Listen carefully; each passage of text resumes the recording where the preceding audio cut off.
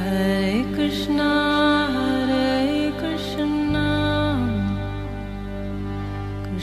Krishna Hare Hare Hare Rama Rama Rama Hare Hare।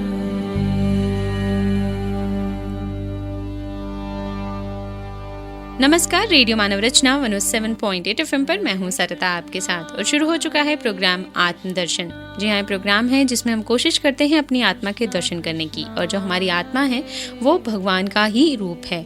हमारे अंदर ही भगवान बसता है, ये हम सब जानते हैं, सुनते हैं, लेकिन उसको मानते नहीं हैं। तो इस प्रोग्राम में हम बहुत कुछ जानने की कोशिश करते हैं श्री कृष्ण के बारे में, उनकी लीलाओं के बारे में। और इस प्रोग्राम में हमेशा की तरह अपना ज्ञान हमारे साथ बांटने के लिए स्टूडियो में मौजूद हैं रागलेखा दासी जी, चरण आश्रित युगाचार्य श्री श्रीमद भक्ति वेदांत नारायण गोस्वामी जी की शिष्या। रागलेखा दासी जी, आपका स्वागत है हमारे स्टूडियो में। हरे कृष्ण। रागलेखा दासी जी, आजकल हम इस प्रोग्राम में जिस विषय पर बात कर रहे हैं वो है श्रीमद् भागवतम, जिसके 100 उपाख्यानों के बारे में हमने जो है बात शुरू की थी अपने पिछले एपिसोड में, और हमने देवऋषि नारद जी की भक्ति से भेंट के बारे में जाना था। और आज इस प्रोग्राम में हम जो बात करने वाले हैं वो है गोकर्ण उपाख्यान के बारे में। तो ये सबसे पहले आप हमारे श्रोताओं को बताइए कि गोकर्ण उपाख्यान है क्या? जी जी, एक प्राचीन इतिहास है जिसमें एक तुंगभद्रा नदी के तट पर एक आत्मदेव नामक ब्राह्मण रहते थे जी। तो उनकी पत्नी का नाम था धुंधुली जी। वो कुलीन और सुंदरी थी, किंतु बड़ी झगड़ालू भी थी जी। और अब आत्मदेव की अवस्था बहुत ढल गई थी, बहुत उम्र हो गई थी, और वो संतान के लिए, उनके कोई संतान नहीं थी जी जी। तो संतान के लिए बहुत पुण्य कर्म करते थे और दीन दुखियों को पृथ्वी, सुवर्ण, वस्त्र आदि, गो आदि दान करते थे। जब उनका आधा धन समाप्त हो गया, कोई उनके पुत्र पुत्री नहीं हुआ, तो ब्राह्मण देव तो दुखी होकर घर से निकलकर वन को चल दिए। अच्छा। और एक तालाब, दोपहर में उनको बहुत प्यास लगी तो एक तालाब के निकट आए और वहाँ पे जल पीकर वो बैठ गए। तो एक सन्यासी महात्मा आए तो बोले, क्यों ब्राह्मण देवता इतना रोते क्यों हो? और वो रोने लगे। तो बोले, इतना रोते क्यों हो और तुम्हें क्या भारी चिंता है, मुझे बताओ अपने दुख का कारण। तो बोले, मैं तो यहाँ प्राण त्यागने के लिए आया हूँ, मेरा संतानहीन जीवन को धिक्कार है। मैं जिस गाय को पालता हूँ वो बांझ हो जाती है, और जिस पेड़ को लगाता हूँ उस पर फल फूल नहीं लगते, और जिस घर में फल आ जाता है वो जल्दी सड़ जाता है मेरे घर में। और सन्यासी महात्मा के पास वो फूट फूट कर रोने लगा। तो उसकी ललाट की रेखाएं देखकर सारा सन्यासी महात्मा सब वृतांत जान गए और बोलने लगे, तुम्हारे तो 7 जन्म तक कोई संतान नहीं होगी। तो वो बोले कि ब्राह्मण देवता महात्मा जी को कहने लगे, आप तो मुझे बलपूर्वक पुत्र दीजिए, नहीं तो मैं आपके सामने ही मूर्छित होकर प्राण त्यागता हूँ। तब सन्यासी जी ने एक फल देकर कहा कि तुम इसे अपनी पत्नी को खिला देना, उससे एक पुत्र होगा। फिर उसने फल अपनी स्त्री के हाथ में दिया और स्वयं कहीं चला गया। अच्छा। तो अब स्त्री जो थी, वो पत्नी थी, वो बड़ी कुटिल स्वभाव की थी। तो उसने सोचा फल खाने से तो गर्व रहेगा, गर्व से पेट भर जाएगा, फिर कुछ खाया पिया जाएगा नहीं, इससे मेरी शक्ति क्षीण हो जाएगी। गांव में डाकू को आक्रमण हो गया तो गर्भिणी स्त्री कैसे भागेगी। अच्छा, पहले से ये सब सोचने लगी। तो गांव में तो वो बोल रही है, और प्रसव काल के समय वो बच्चा टेढ़ा हो गया तो मुझे प्राणों से हाथ धोना पड़ेगा। तो और फिर जब मेरी नंदरानी आएगी वो सब घर का माल बत्ता समेट के ले जाएगी, और बच्चे के लालन पालन में तो बड़ा कष्ट होता है। तो वो अपनी ना बहन को सारा वृतांत सुनाकर कह रही है। तो बहन ने कहा, अच्छा मेरे पेट में बच्चा है, प्रसव होने पे मैं तुम्हें बालक दे दूंगी। अच्छा। और तब तक तुम गर्भवती के सामने घर में गुप्त रूप से रहे। तो और जब तू मेरे पति को कुछ धन दे देना और वो तुझे अपना बालक दे देंगे। और तू इसको जांच करने के लिए इस फल को गौ को खिला दे, गैया को खिला दे। जी जी। तो जब स्त्री के जब पुत्र हुआ, उस स्त्री के पुत्र हुआ, तब उसके पिता ने चुपचाप लाकर धुंधुली को दे दिया, और धुंधुली ने आत्मदेव जी को सूचना दी कि बालक हो गया मेरे। तो धुंधुली ने अपने पति से कहा कि मेरे स्तन में तो दूध नहीं है, तो मैं कैसे इसको दूध पिलाऊंगी। तो मेरी बहन के एक बालक हुआ है, वह मर गया है, और उसे हम बुलाकर यहाँ रख लेते हैं और वो बच्चे का पालन पोषण कर देगी। जी, जी। तो अब धुंधुली ने बालक का नाम रखा धुंधकारी। जी। और 3 मास के बाद गो के भी एक मनुष्य के आकार का बच्चा हुआ, जिसके कान गैया के जैसे थे। जी जी। तो इसलिए उनका नाम हो गया गोकर्ण। तो अब गोकर्ण बहुत पंडित और ज्ञानी हुए और धुंधकारी बहुत ही दुष्ट था। जी जी। तो उसके अंदर कोई खान पान, स्नान, शौच आदि ब्राह्मणोचित, क्योंकि वो लोग ब्राह्मण थे, ब्राह्मणोचित कोई आचार नहीं था उसमें। और वो चोरी करता था, घर में आग लगा देता था, बालकों को खेलते खेलते कुएं में डाल देता था, और फिर वेश्याओं के चक्कर में पड़ गया। उसने अपनी सारी पिता की संपत्ति नष्ट कर दी। एक दिन उसने माता पिता को मार पीट के घर के सब बर्तन भांडे उठा ले गया। फिर उसने सारी संपत्ति को स्वाहा कर दिया। तब वो पिताजी उसके फूट फूट कर रोने लगे, कहने लगे इससे अच्छा तो माँ बांझ ही रह जाती तो कितना अच्छा होता, कुपुत्र तो बड़ा ही दुखदाई होता है जी। फिर तभी एक गोकर्ण जी आए और उन्हें वैराग्य का उपदेश देने लगे और कहने लगे सुख तो ना तो इंद्र को था ना चक्रवर्ती राजा कोई, सुख तो केवल विरक्त एकांत जीवी को, मुनि को है। तो आत्मदेव जी ने घर छोड़ दिया और वन की यात्रा की, और वो 60 वर्ष के हो चुके थे। उन्होंने भागवत का 10वें स्कंद पाठ करने से उनको कृष्णचंद्र की प्राप्ति हुई जी। फिर उसके बाद जो पिता के वन चले जाने के बाद धुंधकारी ने अपनी माता को बहुत पीटा और पूछा कि धन कहाँ रखा है, नहीं तो मैं जलती लकड़ी से तेरी खबर लूंगा। और रात्रि के समय वह उठी और कुएं में जा गिरी, इससे उनकी मृत्यु हो गई। धुंधकारी 5 विषयों के साथ घर में रहने लगा। फिर वहाँ जहाँ तहाँ से वह धन चुरा कर लाता था और बड़े उनके लिए सुंदर वस्त्र आभूषण लाता, और चोरी का माल देखकर रात्रि के समय स्त्रियों ने विचार किया कि ये तो नित्य ही चोरी करता है, इसलिए इसे किसी दिन अवश्य ही राजा पकड़ लेगा और प्राण दंड देगा। और धन की रक्षा के लिए गुप्त रूप से इसको हम मार डालें। अच्छा। तो उन्होंने धुंधकारी को रस्सियों से कस दिया और उसके गले में फांसी लगा दी, लेकिन वो नहीं मरा। तब उन्होंने उसके मुख में दहकते हुए अंगारे डाले, फिर वो मर गया। तो उसको एक गड्ढे में डाल के गाड़ दिया। फिर वो सारी कुलटाएं जो थी उसकी सारी संपत्ति लेकर वहां से चंपत हो गई। तो अब धुंधकारी एक भयंकर प्रेत बन गया। अच्छा। तो वो उधर गोकर्ण जी घूमते घूमते आए अपने नगर में, और उन्होंने अपने घर में आए, आंगन में सोने के लिए पहुंचे। तो जो धुंधकारी था उसने अपने भाई को सोया देखा तो एक बड़ा विकट रूप दिखाया। तो कभी वो भैंसा बनता था, कभी हाथी, कभी इंद्र, कभी अग्नि, कुछ कुछ बन के दिखा रहा था। तो गोकर्ण जी ने पूछा तू कौन है, रात्रि के समय ऐसे भयानक रूप क्यों दिखा रहा है? तो गोकर्ण ने अंजलि में जल लेकर उसको पढ़कर और उसके ऊपर छिड़का। अच्छा। तब फिर वो बोला मैं तुम्हारा भाई हूँ, मेरा नाम धुंधकारी है और मेरे दोष से सारा मेरा ब्राह्मणत्व नष्ट हो गया, और इस कुलटा स्त्रियों ने मुझे तड़पा तड़पा कर मार डाला, और मैं प्रेत योनि में होकर ये दुर्दशा भोग रहा हूँ, और मैं केवल वायु भक्षण करके जी रहा हूँ, किसी प्रकार से मुझे इस योनि से छुटकारा दिलाओ। तब उन्होंने गोकर्ण जी ने कहा मैंने तो तुम्हारे लिए गया जी में पिंड दान किया था। तो बोले गया श्राद्ध से मुझे मुक्ति नहीं हुई मेरी, और तुम सैकड़ों गया श्राद्ध भी कर लोगे तो भी मेरी मुक्ति नहीं हो सकती, कोई और उपाय करो। तब गोकर्ण जी ने अपने तपस्या की और सूर्य की गति को रोका। तब सूर्यदेव ने बताया कि उन्होंने पूछा कि धुंधकारी की मुक्ति का साधन बताइए। तो सूर्यदेव जी ने कहा तुम श्रीमद् भागवतम से उसकी मुक्ति हो सकती है, तुम इसका सप्ताह पारायण करो जी। तब फिर वो गोकर्ण जी व्यास गद्दी पे बैठे और कथा कहने लगे, और वो प्रेत भी आ पहुंचा और वहाँ पे बैठने का स्थान ढूंढने लगा। तो एक 7 गांठ का एक बांस था। अच्छा। तो वो प्रेत उसमें घुस गया और उसमें कथा सुनने के लिए बैठ गया। तो जैसे जैसे गोकर्ण जी कथा सुनाते थे प्रतिदिन एक बांस की एक गांठ फट जाती थी। अच्छा। तड़ तड़ करके, और फिर सायकाल में दूसरे दिन दूसरी, तीसरे दिन तीसरी, ऐसे करके 7 दिन में 7 गांठें टूट गई, फट गई जी। और वो प्रेत योनि से मुक्त हो गया जी। बहुत ही सुंदर ये कहानी आत्मदेव की, जो निसंतान थे और जो उनकी पत्नी थी वो बहुत ही अपने घमंड में रहती थी कि वो खूबसूरत हैं, सारा दिन आईने के आगे खड़ी रहती थी। लेकिन जो आत्मदेव थे बहुत चिंतित रहते थे और भगवान के बहुत ही उपयुक्त जो हैं, भगवान के बहुत ही श्रेष्ठ जो हैं वो भक्त थे। तो उन्होंने एक दिन एक सन्यासी ने उन्हें फल दिया कि अपनी पत्नी को खिला देना, आपको अवश्य ही संतान की प्राप्ति होगी। लेकिन उनकी जो पत्नी थी उन्होंने वो फल जो है गाय को दे दिया, और गाय के गर्भ से जो है एक बालक पैदा हुआ जो मनुष्य था और उसके कर्ण जो थे, कान जो थे, वो बिल्कुल गाय की तरह थे, इसलिए उसका नाम गोकर्ण पड़ा, जो बहुत ही संस्कारी था। तो इस तरह से जो गोकर्ण है उसका जन्म हुआ और इसकी कहानी बहुत ही सुंदर जो है धुंधकर के साथ की गई, जो उसकी बहन का बेटा था, उसकी पत्नी की बहन का बेटा था, जिसे पाला पोसा उसने था और बहुत ही उसे स्नेह करती थी, लेकिन वो बहुत ही जो है उद्दंड हुआ। और ये कहानी बहुत ही सुंदर है जिसे अभी रागलिका दासी जी ने हमें सबको सुनाया। इस कड़ी में आगे क्या हुआ ये भी जानेंगे हम रागलिका दासी जी से, लेकिन एक छोटे से ब्रेक के बाद सुनते हैं एक प्यारा सा भजन, फिर लौट कर आते हैं। आप जुड़े रहिए रेडियो मानव रचना 107.8 FM के साथ। Feel good, feel live.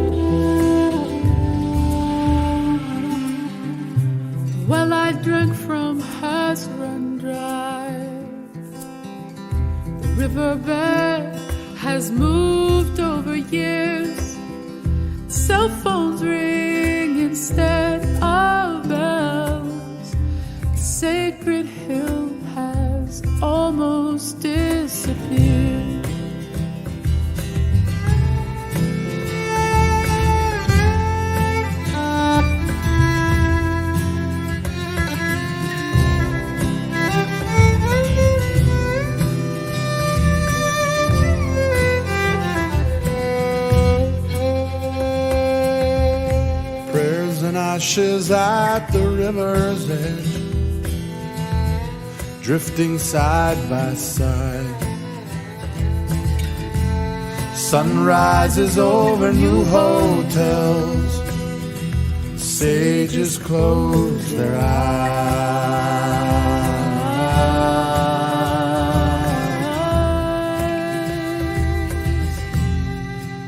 My heart flows like a river to the sea. May it always be a river of grace flows through me. May it always be. May it always be. Govinda Damodara Madhaveti. Govinda Damodara Madhaveti.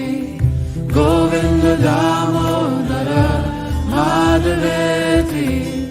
Govinda Damodara Madhaveti.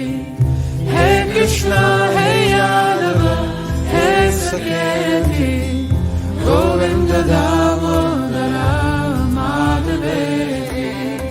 Hey Krishna, hey Yadava, hey Saketi.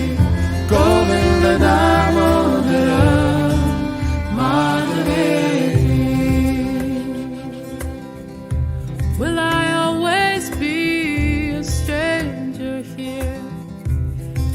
the heart of sacred beauty.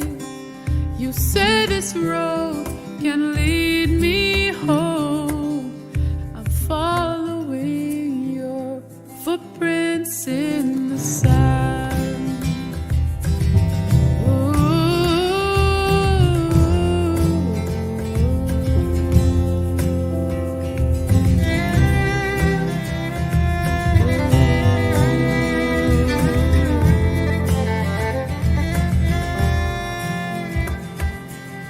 I see the chaos and the barren trees.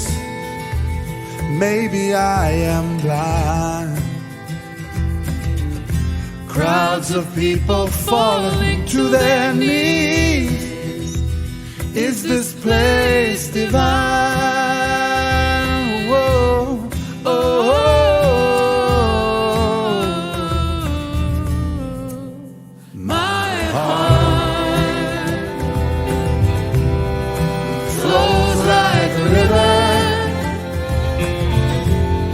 to the sea. May it always be a river of grace flows through me. May it always be. May it always be. My heart flows like a river to the sea. May it always be a river of grace flows through me. May it always be. May it always be.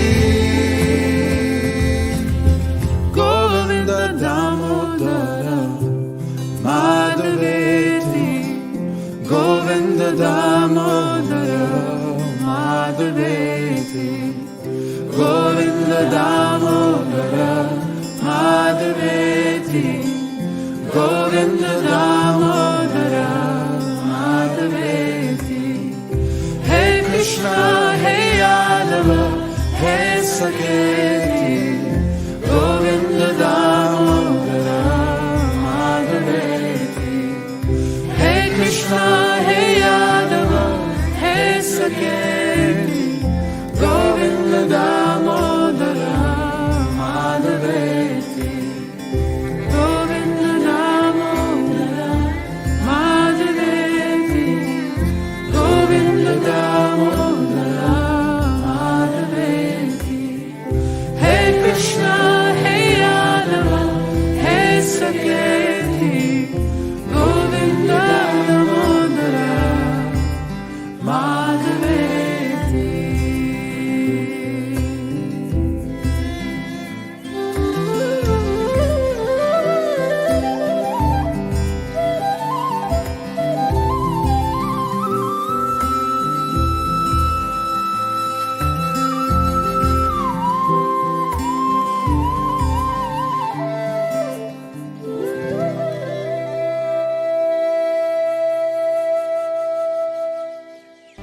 Hare Krishna,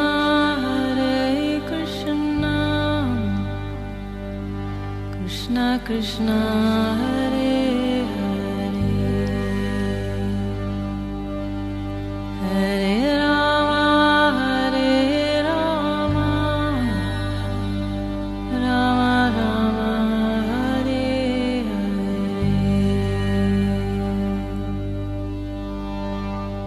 स्वागत है आप सभी का एक बार फिर radio मानव रचना 107.8 FM पर। मैं हूं सरिता, आपके साथ प्रोग्राम चल रहा है आत्मदर्शन और जान रहे हैं रागलिका दासी जी से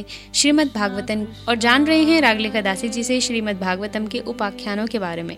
और आज हम जान रहे हैं गोकर्ण के बारे में। गोकर्ण जिसने जन्म लिया एक बालक के रूप में, लेकिन उसके जो कर्ण थे वो बिल्कुल गौ समान थे, गाय के समान थे, इसलिए उसका नाम गोकर्ण पड़ा।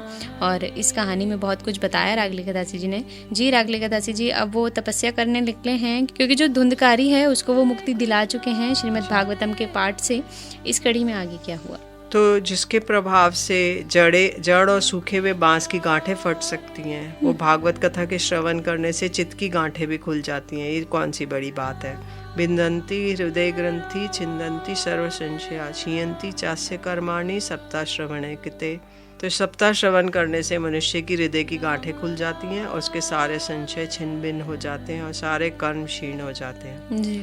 तभी वैकुंठ वासी पार्षदों के सहित एक विमान उतरा और धुंधकारी इस विमान पर चढ़ गया।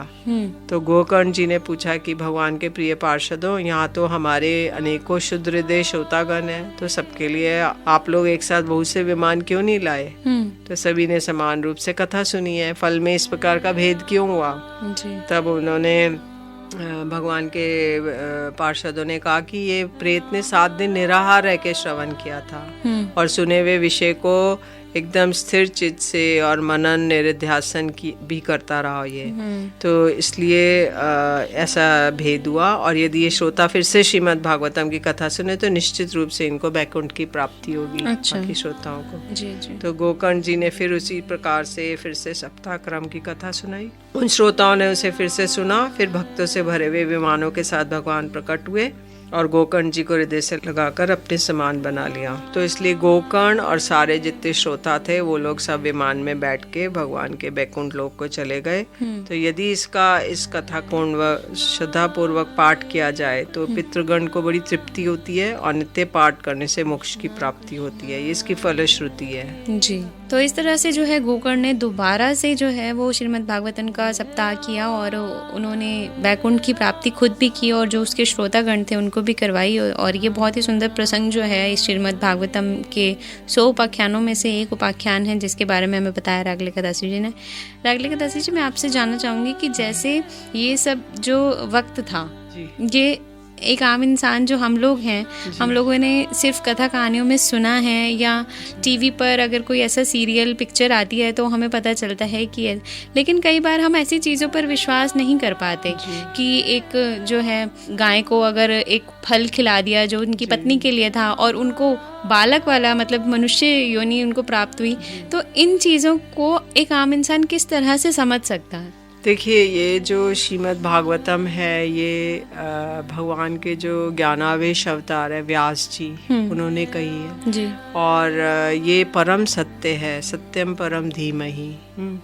और इसलिए इसको ऐसा नहीं सोचना चाहिए कि माइथोलॉजी है कि भाई ये काल्पनिक है, कुछ ऐसी कल्पना करके किसी ने स्टोरी लिख दी, जैसे कि कोई उपन्यास लिखता है या फिर कुछ और इस संसार में जो भी कोई कविता या ऐसे लिखते हैं वो कल्पना करके उसे इमेजिनेशन से चलता है। तो कवि की कल्पना कैसी है कि आकाश में घोड़े दौड़ रहे हैं और आकाश में फूल खिले हैं, तो कवि कुछ भी कर सकता है।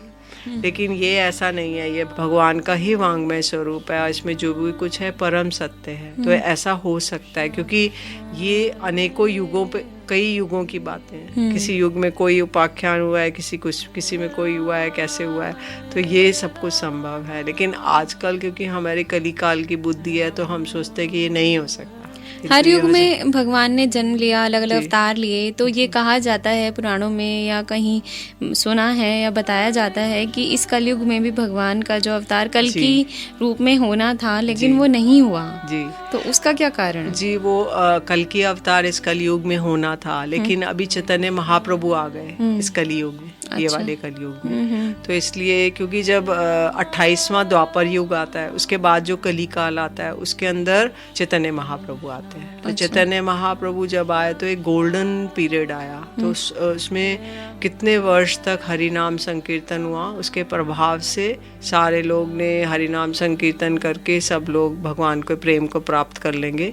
किंतु अभी जो कल के अवतार है वो उनमें समाहित हो गए मतलब उन्हीं में मर्ज हो गए। तो अब कल की अवतार अब नहीं होंगे। तो इसलिए जो ये है, क्योंकि वो युग अवतार है कल की अवतार, तो जब चैतन्य, जब भगवान आते हैं, कृष्ण स्वयं आते हैं, तो वो अवतार उसमें समाहित हो जाते हैं। तो इसलिए कृष्ण ही स्वयं चैतन्य महाप्रभु हैं। वो राधा जी की अंग कांति और उनका भाव लेकर इस कलिकाल में आए। तो उन्होंने नवद्वीप में गंगा जी के किनारे जन्म लिया, और जो ये है कृष्ण ने तो यमुना जी के किनारे वृंदावन में आए, लेकिन चैतन्य महाप्रभु वहाँ पर आए तो उन्होंने भक्त बन के दिखाया कि देखो भगवान की भक्ति ऐसे होती है, और बोला कि कृष्ण की भक्ति करो। वो इस युग के लोगों को दिखाने के लिए कि भक्ति कैसे करनी है। तो भक्त रूप में आए वो, तो नाम संकीर्तन के द्वारा और नृत्य करके, गीत करके, और सब उसी भाव में विभोर रहते थे वो। तो उन्होंने दिखाया कि हमें ये कार्य करते करते भी, संसार के कार्य करते करते भगवान के भावों में डूबे रहना है। तो और हरि नाम संकीर्तन करना है, जिसके द्वारा हम इस संसार से पार हो सकते हैं। तो हरे नाम एव केवलम कलो नास्तेव नास्तेव नास्तेव गतिरन्यथा, कि केवल हरि नाम केवल हरि नाम के द्वारा ही कलिकाल का नाश होता है, नाश होता है, नाश होता है। तो बोलते हैं भाई 3 बार क्यों बोला नाश होता है, नाश होता है? 1 बार बोल देते, और हरि नाम बस बोल देते, हरि नाम 1 बार। तो बोलते इसीलिए कि क्योंकि कलिकाल का जो है रोग बड़ा भीषण है, तो उसको स्ट्रेस करने के लिए, जैसे कई लोग हैं वो बोलते तलाक तलाक तलाक 3 बार बोलते हैं, तो वो उनका मतलब स्ट्रेस करने के लिए कि हमारी एक बात से तुम्हें समझ में नहीं आ रहा, हम 3 बार बोल रहे। तो ऐसे ये कली का नाश होगा ही, और वो सिर्फ भक्ति से ही होगा। जी, बहुत सुंदर। तो आज रागलिका दास जी से बहुत कुछ जाना हमने इस एपिसोड में, इस प्रोग्राम में, गोकर्ण उपाख्यान के बारे में भी, और इस कल के अवतार के बारे में भी। कई लोगों के जो प्रश्न आ रहे थे कि सबके जो हैं अलग अलग विचार हैं इस बारे में, तो रागलिका दास जी ने यहाँ बताया कि वो चैतन्य महाप्रभु जी के रूप में इस युग में आ चुके हैं, और भक्त रूप में आकर उन्होंने सभी को जो है कल्याण की ओर भेजा है। तो आज प्रोग्राम आत्मदर्शन में बस इतना ही। अगले एपिसोड में और भी बहुत कुछ जानेंगे इसी पुस्तक श्रीमद् भागवतम के उपाख्यानों के बारे में रागलिका दासी जी से। लेकिन अभी के लिए रागलिका दासी जी आपका बहुत बहुत शुक्रिया हमारे स्टूडियो में आने के लिए। तो अब इस प्रोग्राम से मुझे दीजिए इजाजत, और सुनते रहिए रेडियो मानव रचना 107.8 FM पर आने वाले और भी प्रोग्राम्स को। Feel good, feel live.